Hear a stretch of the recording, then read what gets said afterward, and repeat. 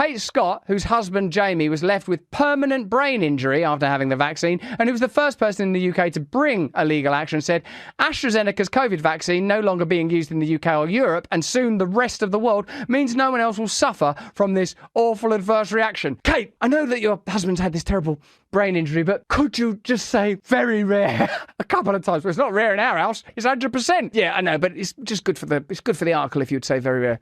Very rare. How often, Kate, is it that you see the Loch Ness Monster? Very rare. Right, just cut the first bit and the bit after. We'll use that. Very rare. They say it's for commercial reasons, but maybe it's because it can no longer be seen as being within the acceptable safety parameters. Let me know in the chat. Is it for commercial reasons, or is it because it's no longer within the acceptable safety parameters? Families whose loved ones died after taking the AstraZeneca COVID vaccine have abandoned attempts to sue the pharmaceutical giant after being told that they were likely to use. Remember that the UK government are undergirding AstraZeneca's legal fees and payouts themselves with your taxpayer dollar, or in our case, pounds. You pay for the vaccine, you pay for the indemnity, you pay for the court cases when the product kills people. Do you see now the system?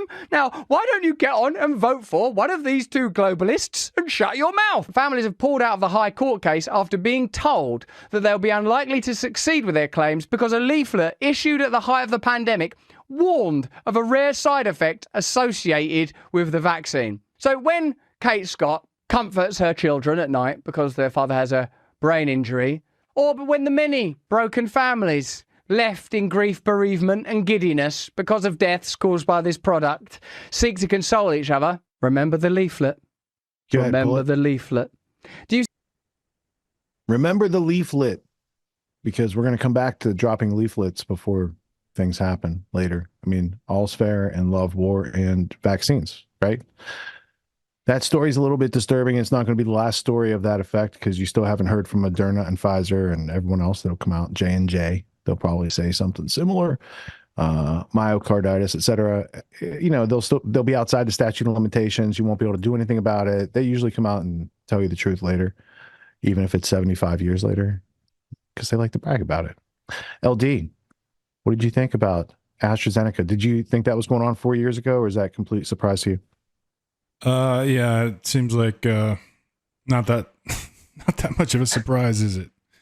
And no, so it's it's unrelated to some reports recently. Yeah.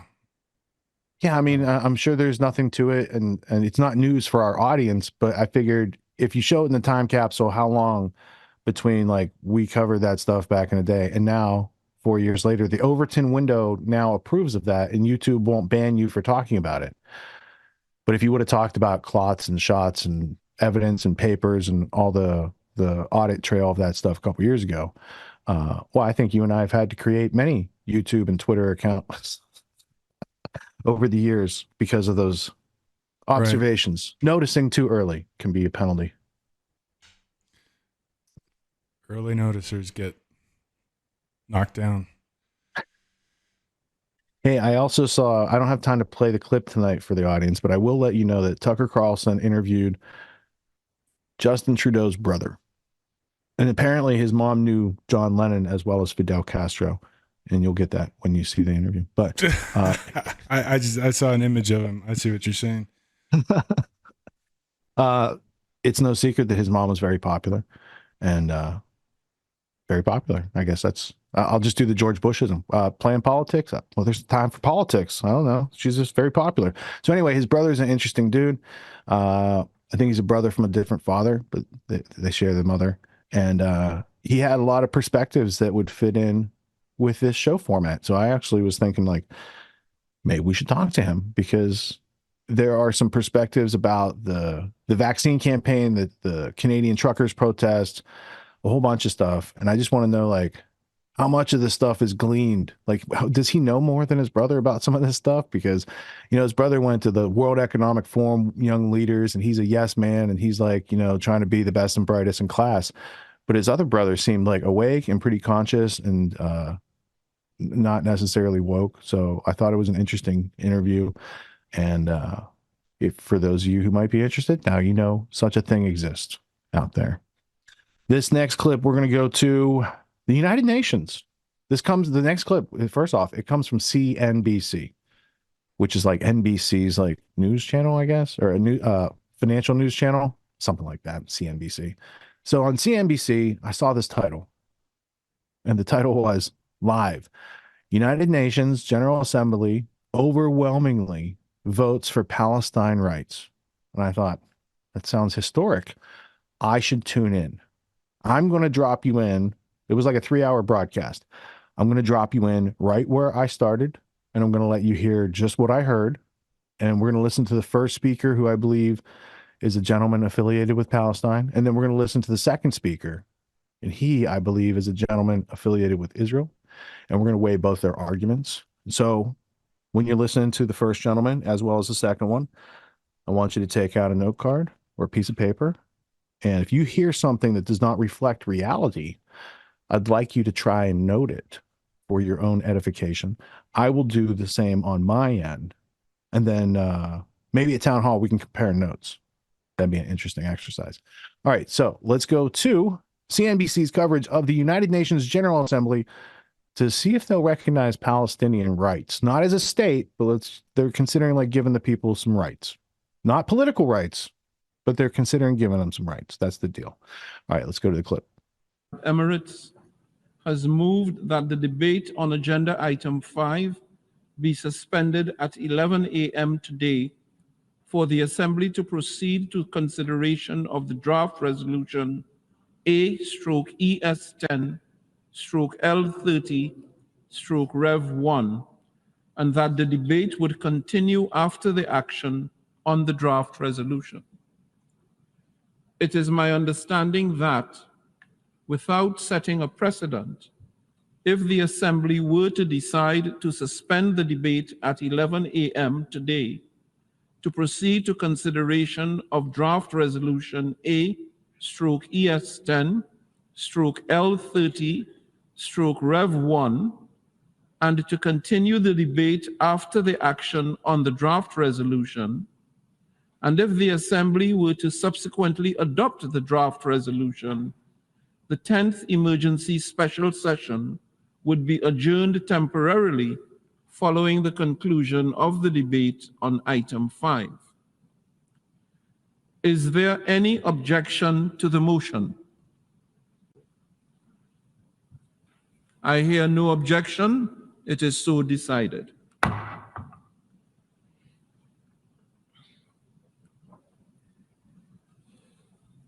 I now give the floor to the observer state of Palestine.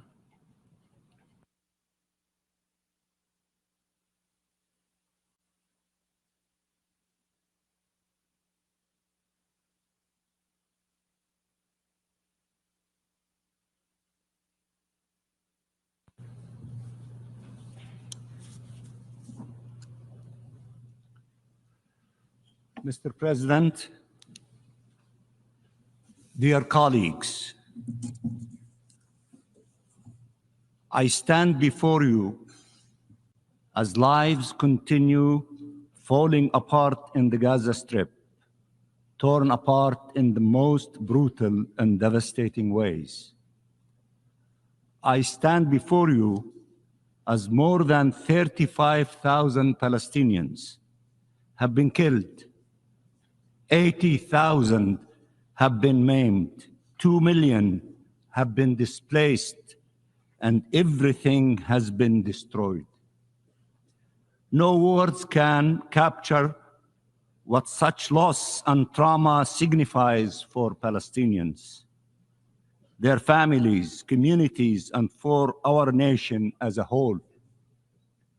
As Palestinians in Gaza have been pushed to the very edge of the Strip, to the very brink of life, and in the ever-narrowing space they are besieged in, bombs and bullets continue hunting them down.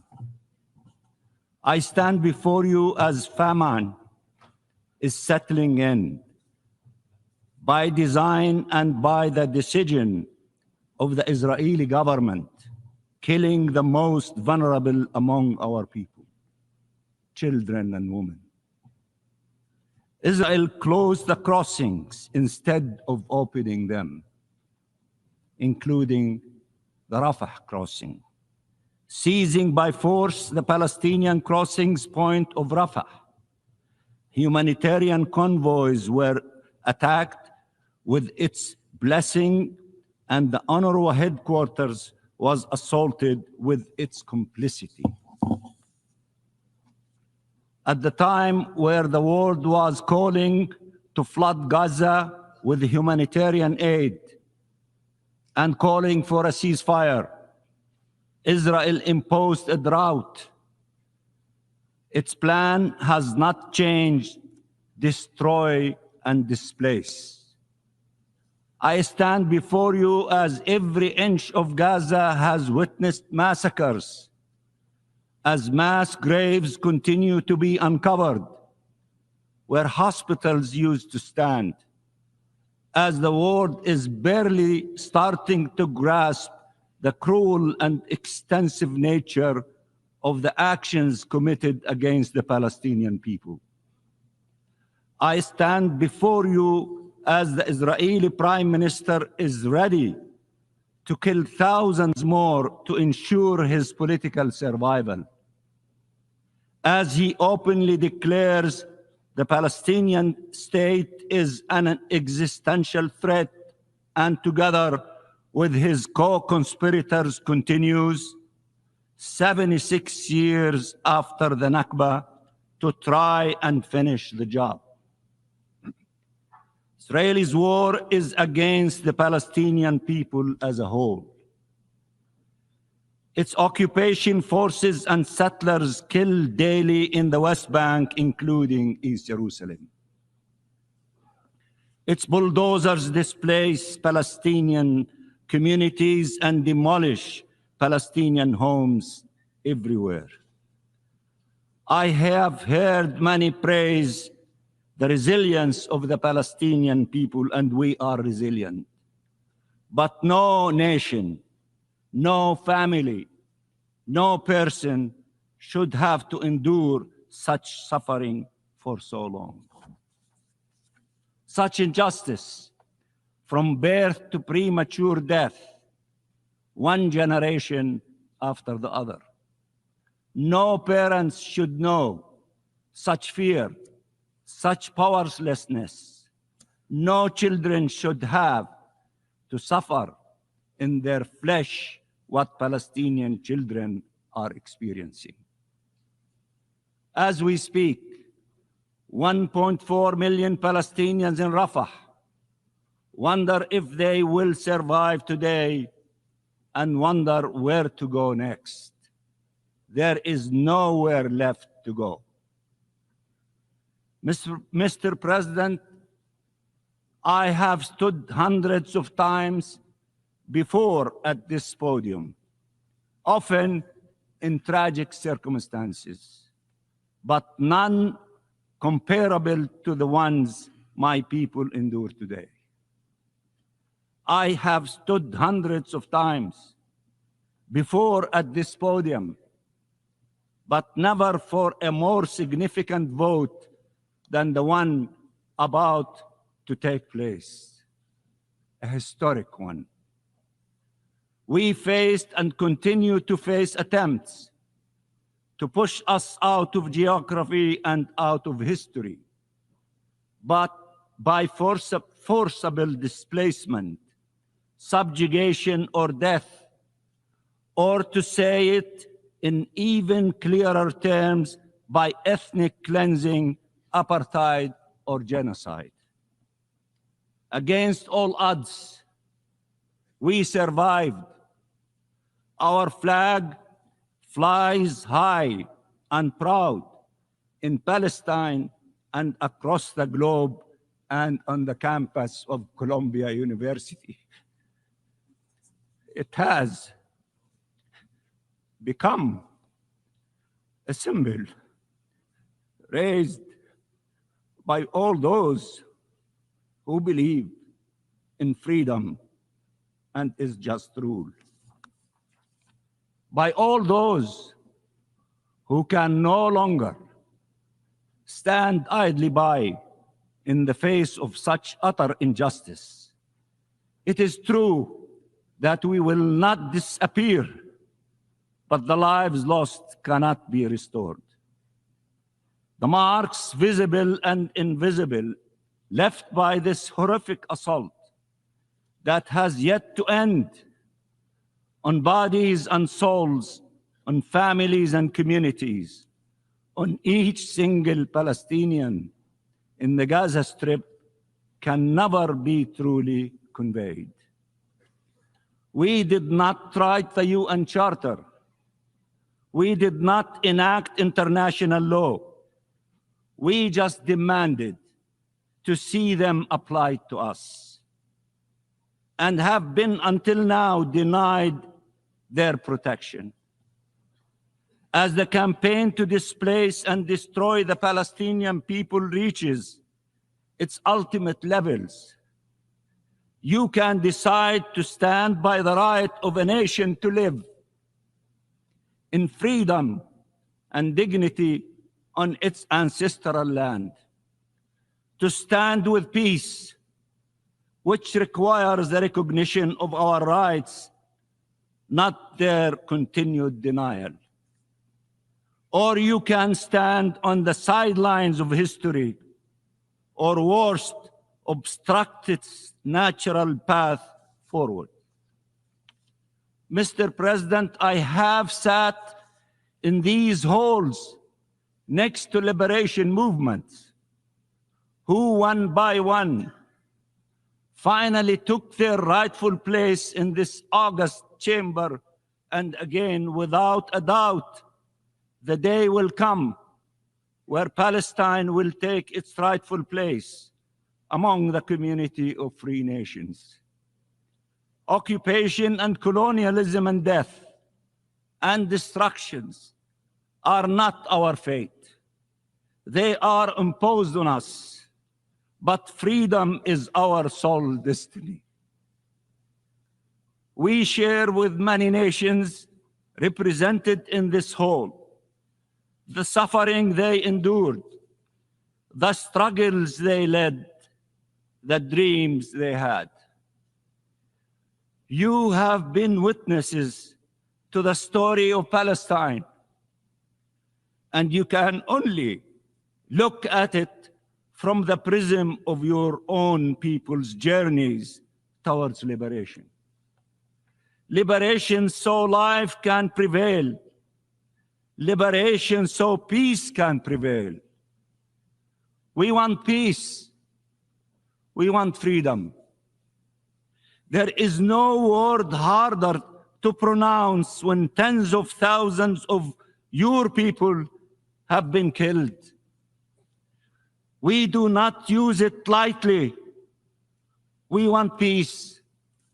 Our freedom is not an obstacle to peace. It is the only path leading to it. If you do not support our freedom, you do not support peace. Our right to self-determination, to independent statehood, to membership of these United Nations cannot be subject to an Israeli veto. They are not up for negotiations. They are our inherent rights as Palestinians. Israel is clear that it wants to destroy Palestinian statehood. What does it mean to be for the two-state solution if you allow for the destruction of the Palestinian state? Mr. President, dear colleagues, dear brothers and sisters, dear friends, Palestine has been for generations of your compatriots the ultimate test for humanity's ability to live up to its promises. And it is once again for this generation the ultimate measure of the quest for justice. Its name was embraced by your founding fathers and your greatest leaders, and by our peoples. It is an integral part of the legacy of your ancestors and of the engagement of your younger generations.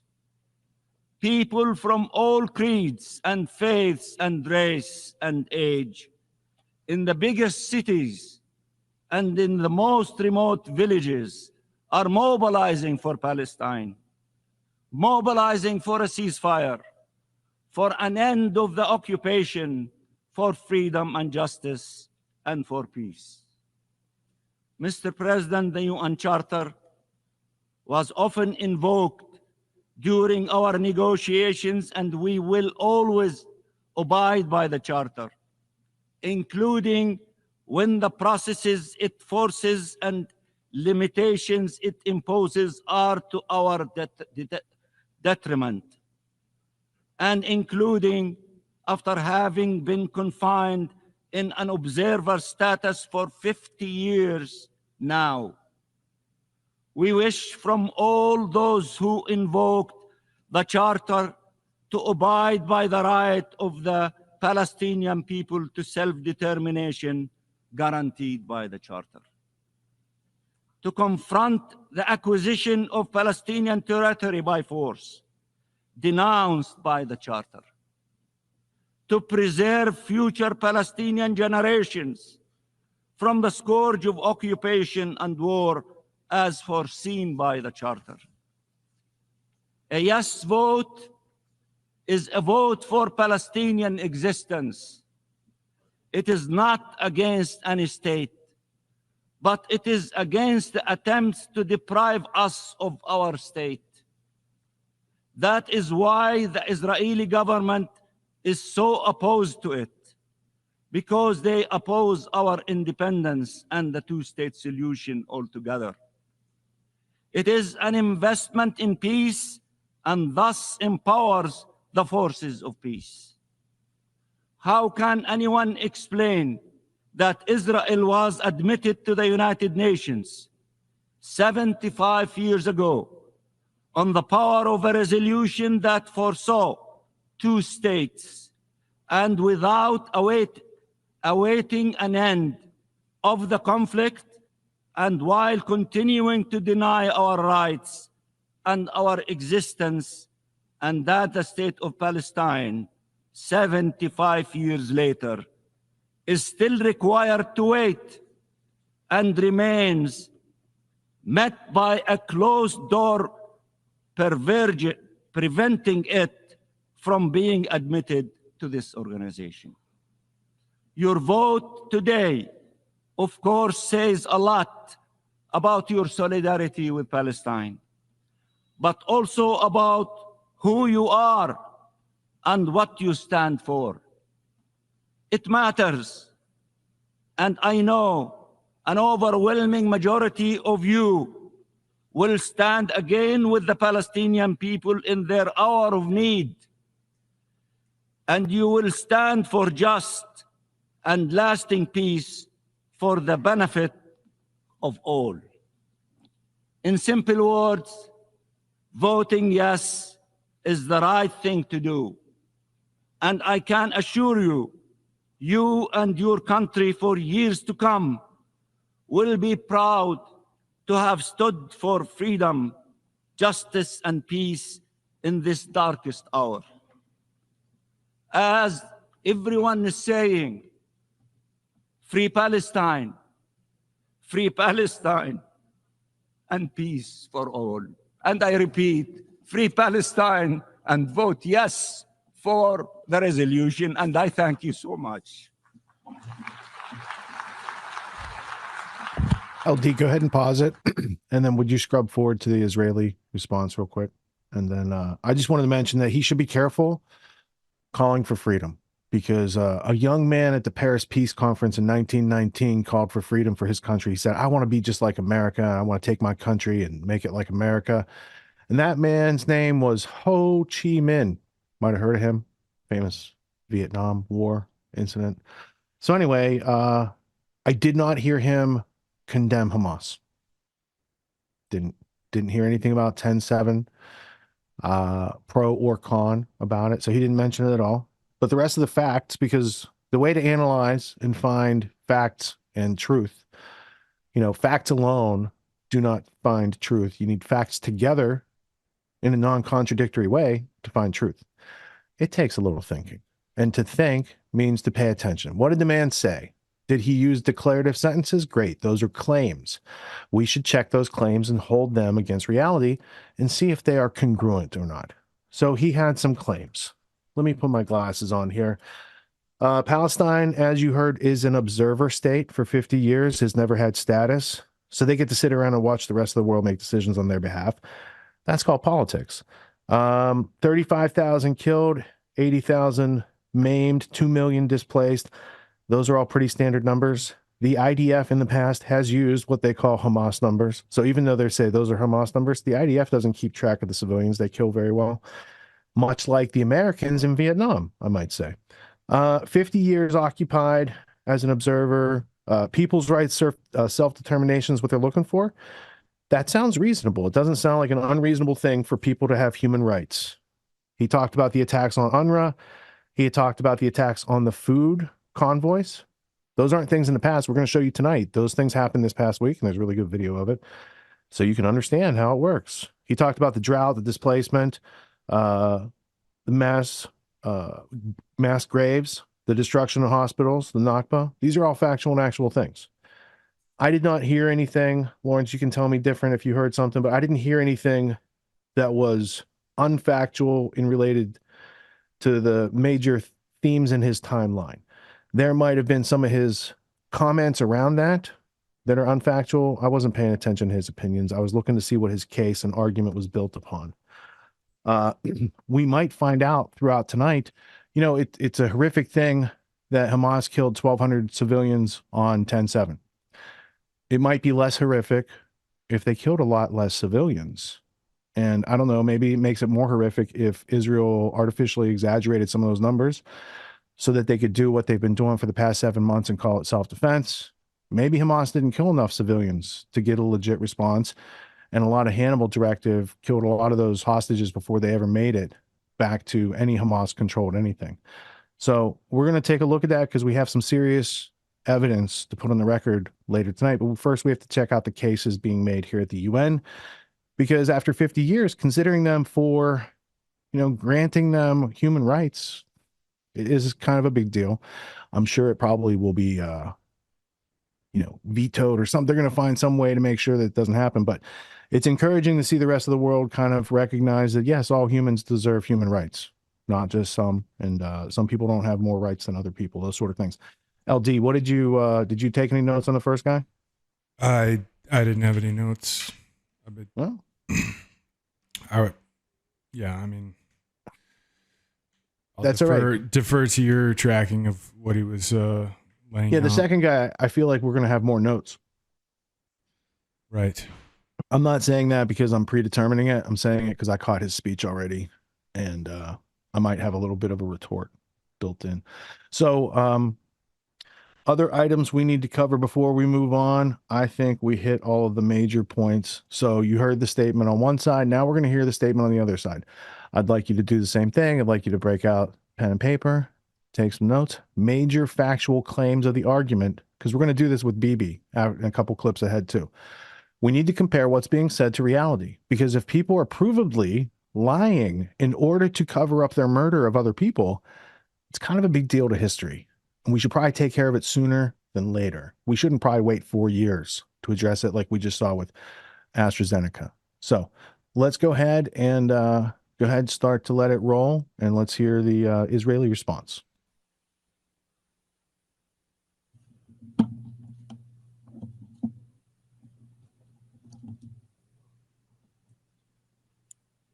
Thank you, Mr. President. Over 85 years ago, as World War II began, a force of sheer evil rose up with the goal of dominating the planet through genocide and destruction. After Hitler's rise to power, So he's referring, of course, to the tiny mustache man and World War II. I want to actually say I agree with him on this. So he's painting out a picture. Tiny mustache man is bad. I agree. Now, is he better or worse than the people who funded the tiny mustache man, right? So if Hitler's doing bad things, might the groups funding Hitler and putting him up to that eugenics project be worse? And might they still have had power after tiny mustache man left the scene? There's a lot of history to that. So now in context of Anthony Sutton's trilogy, Wall Street and FDR, Wall Street and the Bolshevik Revolution, and Wall Street and Hitler, meaning that Hitler, the Bolshevik Revolution, and Wall Street were all under, like FDR, were all under the same City of London, Wall Street influence. That is a major piece that is left out of most people's consideration because you just think, oh, Germany, tiny mustache man, bad, but you don't see the continuity before that created it or the continuity afterwards. Like, who did the Germans surrender to? Oh, the United Nations. Who created that? The people who funded the Nazis. So if you start paying attention to the details, you're going to run into a lot of inconvenient narratives, and that's what he's painting out. Please let it continue. World War II began, a force of sheer evil rose up with the goal of dominating the planet through genocide and destruction. After Hitler's rise to power, the Nazis sought to subjugate humanity under their iron fist while annihilating the Jewish people, but not only us, all those who they deemed subhuman. But in the face of this genocidal plot, the forces of good came together in order to end this horror, to return freedom and peace to the world. And following the Allies' victory, this institution here, the United Nations, was founded with the mission of ensuring such tyranny never raises its ugly head again. Never.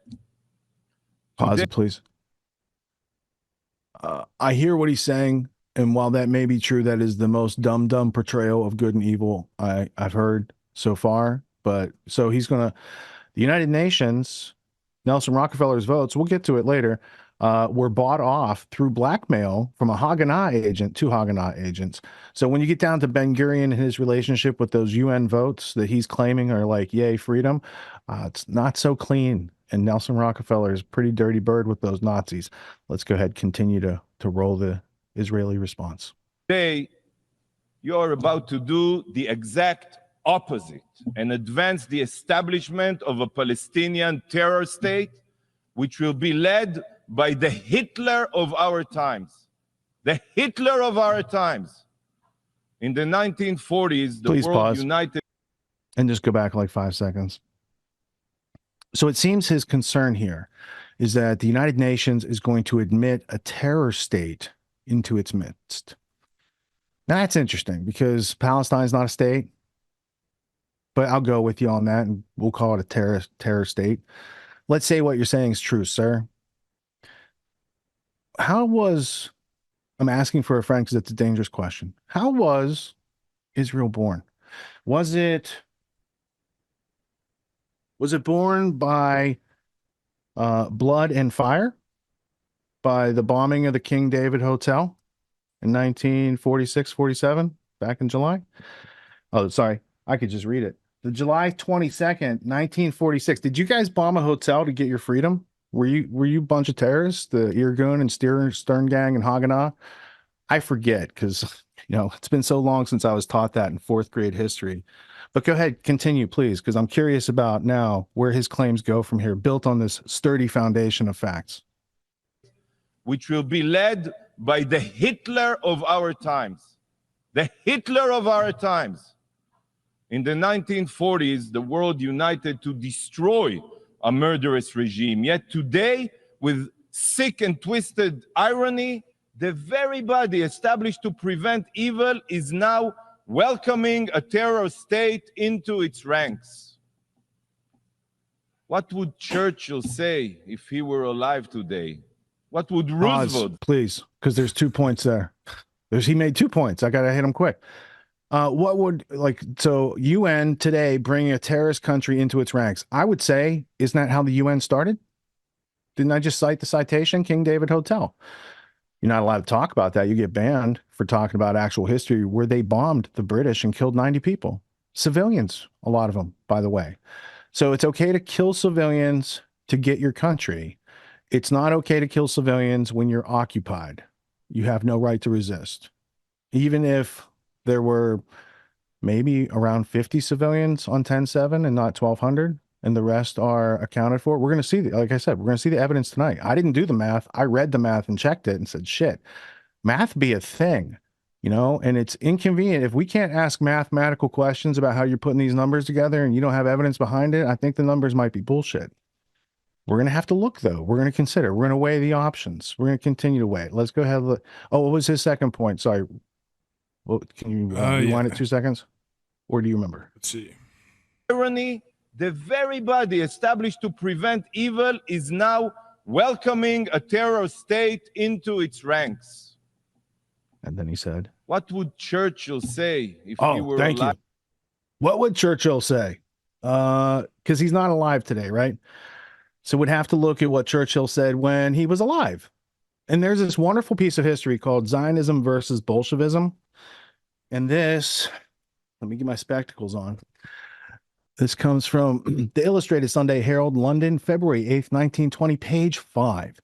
Zionism versus Bolshevism, a struggle for the soul of the Jewish people by the Right Honorable Winston S. Churchill, who only a couple years before was working in Room 40 of British intelligence, which coordinated the Lusitania being sunk, so America could get into the war and they could get that receipt for the Balfour Declaration out the door.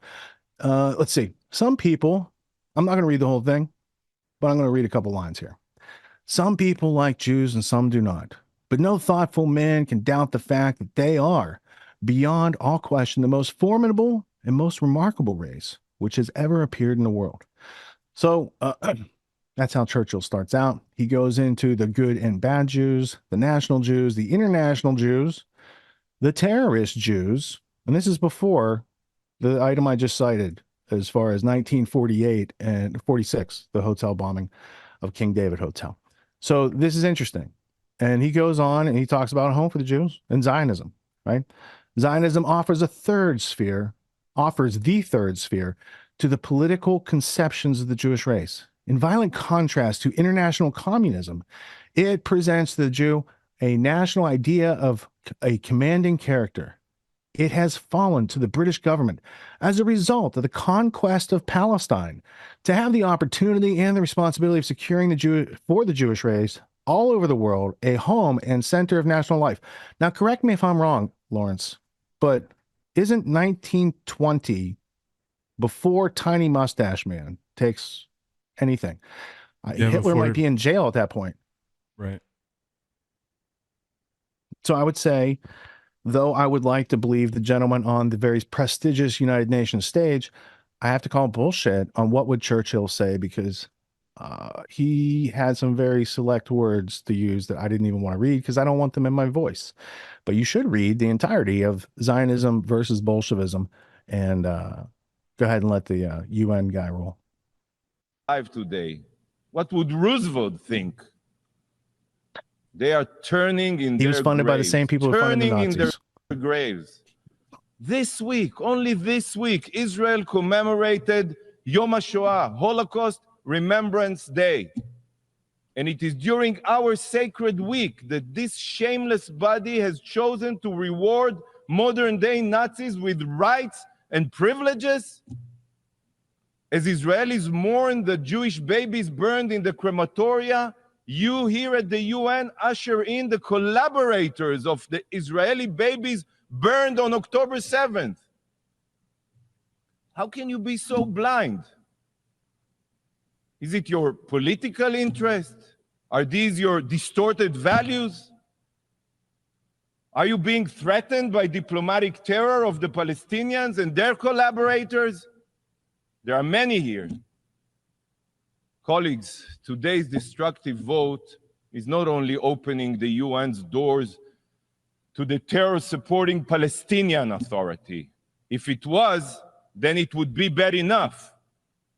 But as you all know, the Palestinian Authority does not even have control of its own territory. Do you know who controls Gaza? You probably have forgotten, because in all of your resolutions here since October 7th, you have failed to even call them out by name. So I'll remind you, it's the terrorists of Hamas. But Hamas doesn't only control Gaza. Hamas has also taken over Palestinian neighborhoods, Palestinian villages in Judea and Samaria, what you call the West Bank. In every poll, Hamas today is predicted to win Palestinian elections, if they ever happen. Go ahead and pause it just for a second. So what he's pointing out is that Hamas, a non-secular, because they're religious, right? They're a religious group that basically does all the things that Israel can't do. They went in and controlled Gaza. That's interesting, right? Because after Israel pulled out of Gaza, a group went in to rule Gaza that Israel from a state level sponsored. So they're like a proxy. So it's a proxy arm of Likud, a faction of the Israeli government. We're going to play clips throughout the rest of the evening. You're going to hear Likud people on the far extreme right. They're going to say Hamas is a good thing and that they use it because here was their thinking. It's so cute.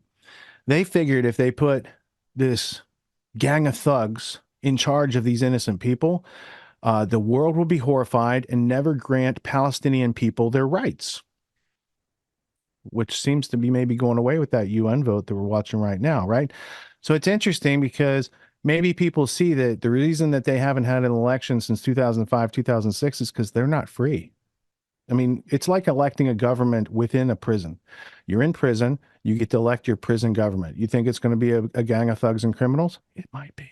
It might be in that concentration camp situation. 22 miles long, 5 miles wide, 20-foot high concrete reinforced fence. Why did it take so long for the IDF to respond on 10/7? I mean, it was just 7 hours. We'll get to that later. Let this Joker continue playing because he has some theatrics that we're going to study here. So today, the General Assembly is not only about to grant the rights of a state to the Palestinian Terror Authority. Today, you are also about to grant privileges and rights to the future terror state of Hamas. You have opened up the United Nations to modern-day Nazis, to genocidal jihadists committed to establishing an Islamic state across Israel and the region, murdering every Jewish man, woman, and child. It makes me sick. Sick. In the years to come, you will have to explain how, in opposition to all morality and the UN Charter, you did everything to give a state to a group of mass murderers, to the Hitlers of our times. So here it is. I present to you the future outcome of today's vote. This is the outcome of your vote. Soon to be President Yihya Sinwar, President Tyrant of the state of Hamas, sponsored by the UN, by the way. And he owes his deepest gratitude to you, the General Assembly. When Hamas rises to power, the Palestinian representative who just spoke here, you know what will happen to him. He will be recalled. And if he returns, he will likely be thrown off a rooftop by Hamas, just as the Palestinian Authority representative were when Hamas took over Gaza back in 2006-7. And in his place, this body will welcome a Hamas representative to its ranks, a terrorist diplomat whose stated goal is Jewish genocide, just like his Iranian counterpart here. With this new precedent, we may see I'd here... pause it for a second because I'm just curious. Do you think the guy, like, I'm not pro-Hamas, by the way. I'm not pro-Israel. I'm pro-freedom. I'm pro-human rights. I'm pro-not slavery. About that. Now, my question is, these Hamas terrorists that are like bloodthirsty and that they're going to give a seat at the UN, why would that'd be like giving Al-Qaeda a seat at the UN, right? right? You'd take an MI6, Mossad, CIA proxy force and give them a seat at the UN. Or maybe like that's what the UN is. Maybe it's an entity that is there as a daddy figure. Like, at some point, the UN is going to step in and make these countries stop. And these countries discovered, like, if we fund the UN, they'll let us carry on these things longer because they got paperwork to do, and everyone goes along with it for 6 months or a year before really people light the fuse and get upset about it, right? So there's a little bit of question there about like what's the process of the bigger place, but I'm playing it out and trying to go along with him and believe it. Would you just roll it back like 3 seconds, LD? Yeah. And then play it back. Is Jewish genocide, just like his Iranian counterpart here. Oh, I know what it was. Okay, thank you. This new guy who's running Hamas, whoever, like, he held up a poster and he's like, this guy's going to be in charge. And, I was trying to come up to speed on the situation. So I don't know who that guy is. But do you think when he signs up to lead the organization, they're going to use the charter from 2018? Or do you think they're going to use the 1988 charter with like not so great language in it? They've sharpened up like their charter. So like what they're about today, I mean, it would be like me saying that the Likud party has a river to the sea policy going back to 1977. Like if you're going to put like genocide on one side on the table, like you guys had the policy first. In fact, I can read all the quotes from the Zionist founders. They had the policy first. The Arabs didn't know what was coming. So there's that. I just wanted to point out, like, for everything, every pebble he can put on the scale, it's like we have a boulder. So I'm just looking out for the human beings. I'm not saying free Palestine. I'm saying free Palestinians. Let's go back to the dude. Precedent, we may see here representatives of ISIS or Boko Haram that will sit among us.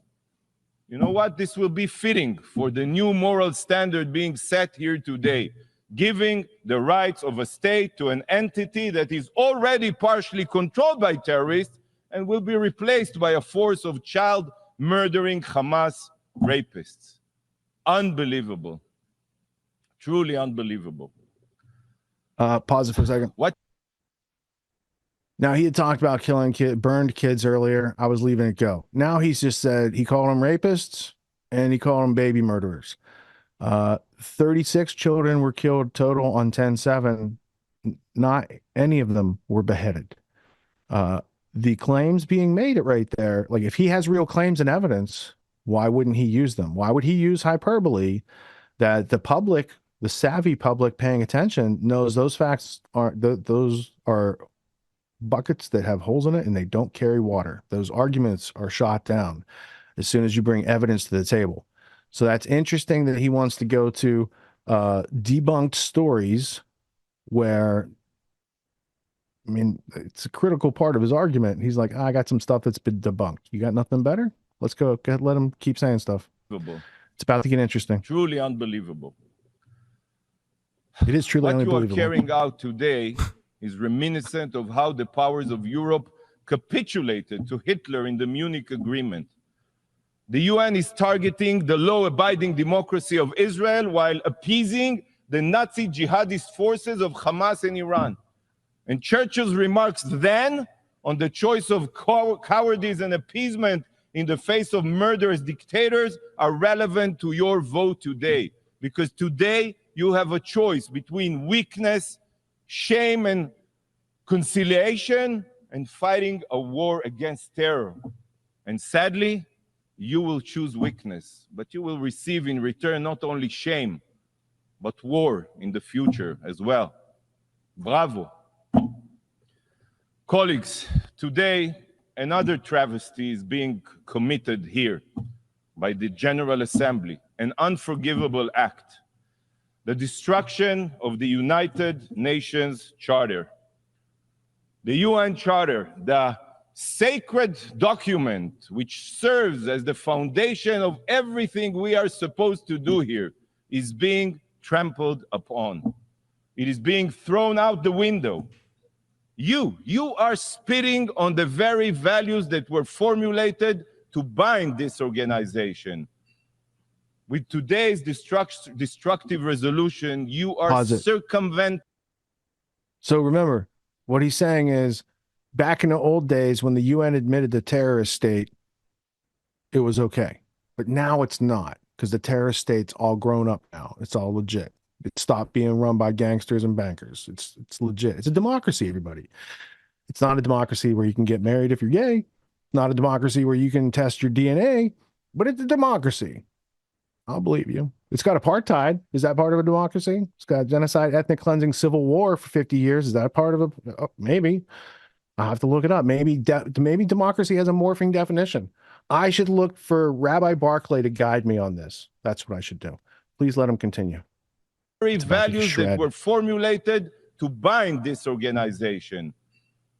With today's destructive resolution, you are circumventing the Security Council, ignoring its decision, and violating the norms this organization has abided by. The charter was drafted for a reason, but most of you care nothing for the qualifications it outlines. So let me remind you what the charter says about admitting new UN membership. Go ahead, pause it for a second.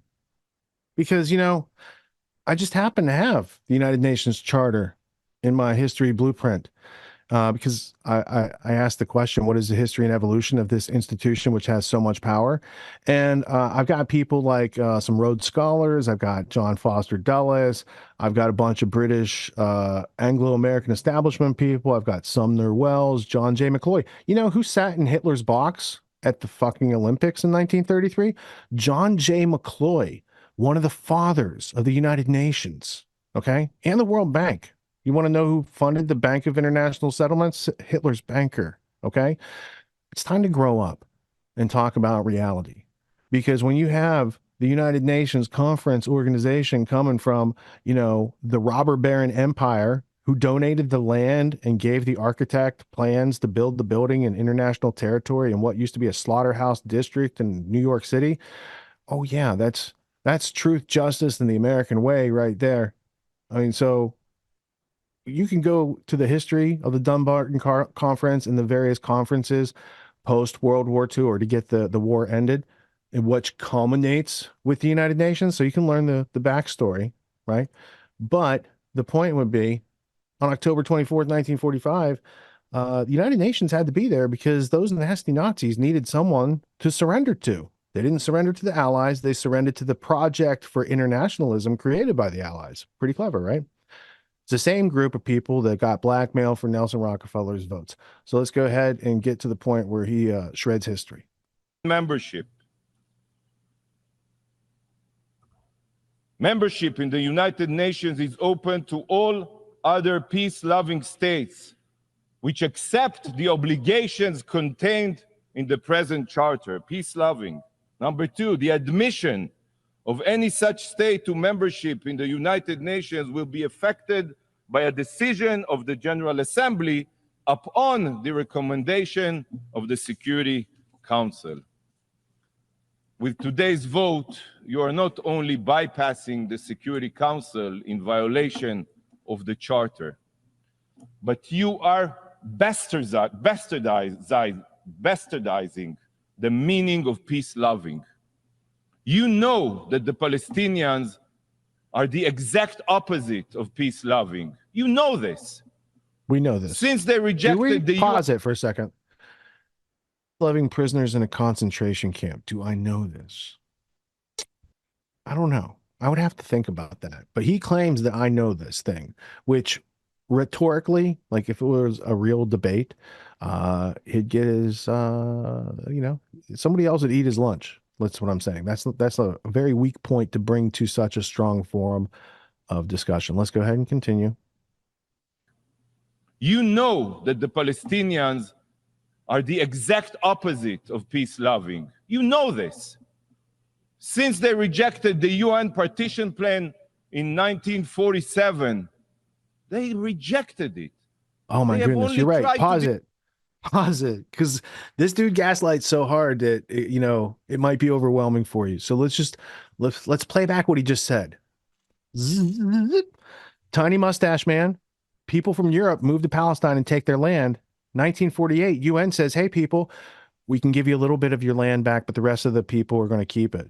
And Palestine was like, no, thank you. We want all our land back. Tell those Europeans, get out of here. Not our project, not our problem. So he's being a little disingenuous, like when he's like, they turned down partial return of the stolen goods. If someone took something very valuable of yours and they're like, hey, we'll give you 30% of it back, but we'll eventually take all of it again, like that wouldn't be such a good deal. You probably wouldn't want to do business with those people, right? Especially when they're being backed up by military colonization powers that have been eyeing your plot of land since the 1840s. It's probably, it's going to be a thing. Go ahead and let it roll. But I just want to point out that's not a genuine reflection of that which exists. That's a very limited perspective, and I suspect he's doing it on purpose because he knows better. That's why he has that job. So beware, because fallacies are there to deceive you. Deceive you to do what? To support murder. Go ahead. 47, they rejected it. They have only tried to destroy Israel time and again. They are terror-loving, not peace-loving. They are anything but peace-loving. The Palestinian Authority pays lifelong salaries to terrorists. It's in their budget. They teach Pause. I will agree with your point, sir, but I demand that the record reflect that Israel also sponsors terrorists on the record and delivers them fucking suitcases of cash. According to Bibi, we're going to hear about it later. It's all going to be on the record. This is an evidence episode. If you think another episode has a lot of evidence, you just wait. Go ahead and let this guy go. But I just want to point out, it's not exactly being honest. What do you think, LD? I'm expressing doubt, and I feel like there's a lot of inversion and projection going on. He's trying real hard. Yeah, but let's give him the benefit of the doubt. Go ahead. To terrorists, it's in their budget. They teach martyrdom and jihad in their classrooms. They glorify death and murder. The Palestinians indoctrinate their children to murder Israelis and commit terror attacks. And then, when Israel defends herself... So yes, that might go on, but you're not reflecting the fact that Israel does the same thing. Like, yes, Hamas took hostages on 10/7. Israel had 10,000 hostages before 10/7 of the Palestinians. People being held without, there's no right to trial, there's no process, they're held without process. That's the same thing as kidnapping people. You see them take them out of their house, it's the same type of thing. They come with military, they just don't wear the same type of funny uniform. That's the only difference in the videos. If you turn it to black and white, it looks like World War II.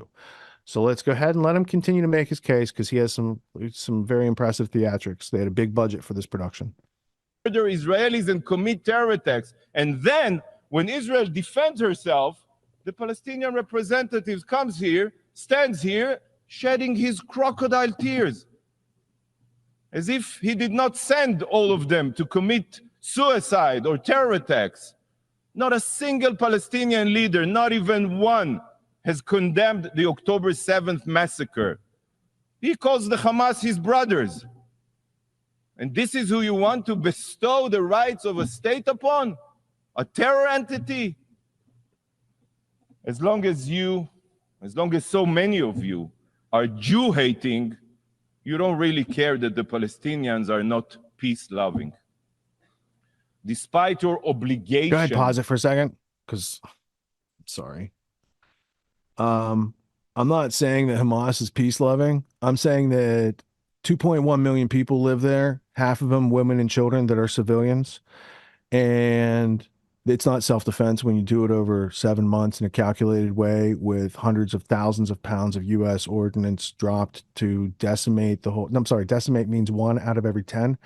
What is the word for 9 out of every 10? Because that would be a more appropriate count of the buildings destroyed, the hospitals destroyed, the universities destroyed, all to get Hamas, which we're going to see tonight. Not a whole lot of them, and the leadership was never in Gaza. So why did you have a plan pre-existing to attack the civilians? And why did you stand down that morning for 7 hours until the death count got to some place that you could go in front of the UN and say Hamas a whole bunch of times in order to cover up your pre-planned murder of civilians, women, and children? Because I don't see you getting, like, when they say Hamas militants, they mean any guy in Palestine of military age. That's it. That's all you need to be on the lavender list and get a where's daddy text for a drone strike on your family. So they don't have very high standards of what qualifies as a Hamas militant because it's not like a real thing. It's an artificially created thing, just like ISIS and Al Qaeda were.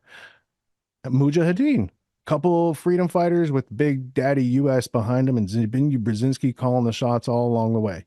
Robber barons running intelligence, using our military to connect with an internationalist agenda is what's going on. But he pretends that you don't know that. So gaslighting will continue. And here's where he shreds it. Are not peace-loving. Despite your obligation to the UN Charter, you are here today to expose what the Charter truly means to you. When it comes to the lives of Israelis and Jews, the UN Charter means nothing to you. Nada, kaput.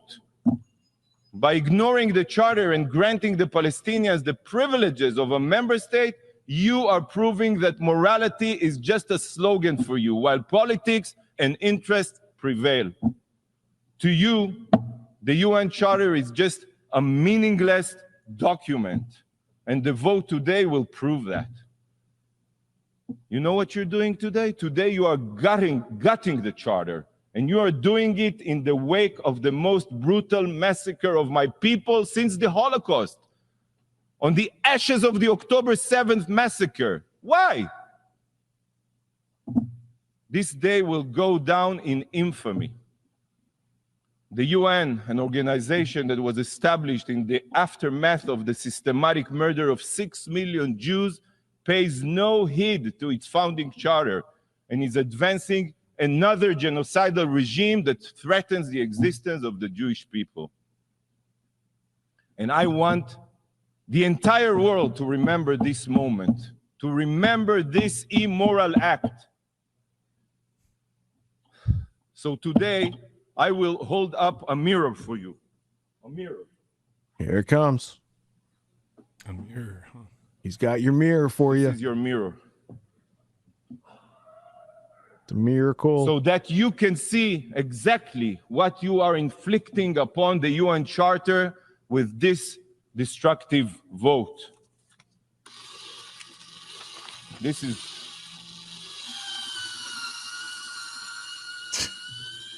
You are shredding the UN Charter with your own hands. Yes, Not yes, really. that's You're what using you're that machine, doing. bro. Shredding the UN Charter. With your own batteries. Shame on you. Thank you, Mr. President. All right, pause this, dude. Good shtick. Because I got a response, bro. I brought a mirror too. Mirrors are available on Amazon. They're like $20 apparently. So this is international law. Oh, look at that. Look at this. I got one here. It's called Balfour Declaration. Maybe we should just do that one too, right? Lord Rothschild, he doesn't need that letter anymore. Maybe some of those peak oil people should go get them. Here's one for U.S. support, U.S. financial support. Here you go.